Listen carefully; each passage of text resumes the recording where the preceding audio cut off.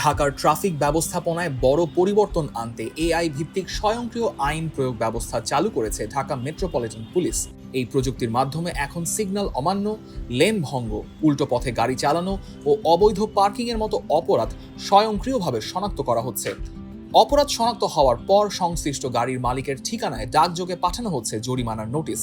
প্রাথমিকভাবে hotel intercontinental থেকে Jahangir gate পর্যন্ত সড়কে 25টি এআই ক্যামেরা বসানো হয়েছে। ডিএমপি জানিয়েছে, পর্যায়ক্রমে পুরো রাজধানীতে 11,000 সিসিটিভি ক্যামেরা স্থাপন করা হবে। এটা নিয়ে আমরা 29 তারিখে আমরা এই এআই প্রযুক্তিতে মামলার কার্যক্রমটা আমরা উদ্বোধন করেছি। তখন থেকে আমরা একটা দুইটা করে শুরুর দিকে মানে খুব কম সংখ্যক প্রসিকিউশনে যাচ্ছিলাম পরীক্ষামূলক। এরপরে মোটামুটি আমরা বেশি সংখ্যক মামলায় যাচ্ছি মোটামুটি 5 তারিখের পরের থেকে, বিশেষ করে 7 তারিখে, চলতি মাসের 7 তারিখের পরের থেকে একটু বেশি সংখ্যক মামলায় যাচ্ছি। এবং এই যাবৎ আমাদের ঢাকা শহরে গুরুত্বপূর্ণ প্রায় গুরুত্বপূর্ণ যে সমস্ত ক্রসিং আছে সবগুলো পয়েন্টে এই ভিত্তিক ক্যামেরা স্থাপন করা আছে এবং এখন পর্যন্ত প্রায় 480টার মতো মামলা আমরা জেনারেট করেছি। কার্যক্রম শুরুর পর থেকে রবিবার 17 মে অবধি গত 19 দিনে প্রায় 480টির বেশি ট্রাফিক মামলা হয়েছে।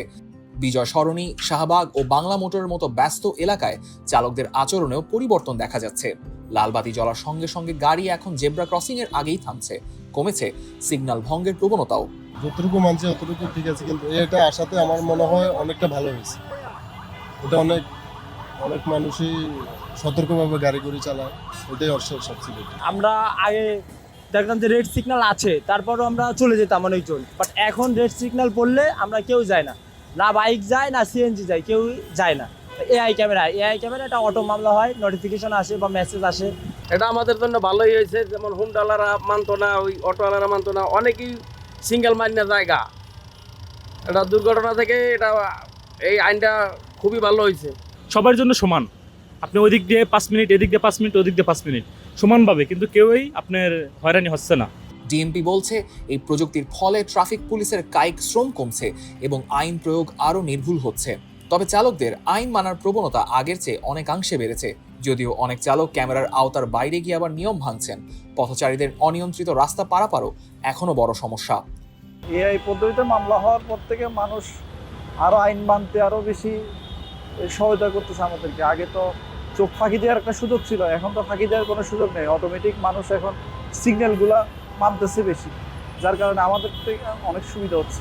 আশা করি সব জায়গায় এই পদ্ধতি চালু হয়ে গেলে, সব জায়গায় যদি একই পদ্ধতিতে যদি সিগন্যালগুলা চালু হয়ে যায়, এটার সুফল অবশ্যই আসবে।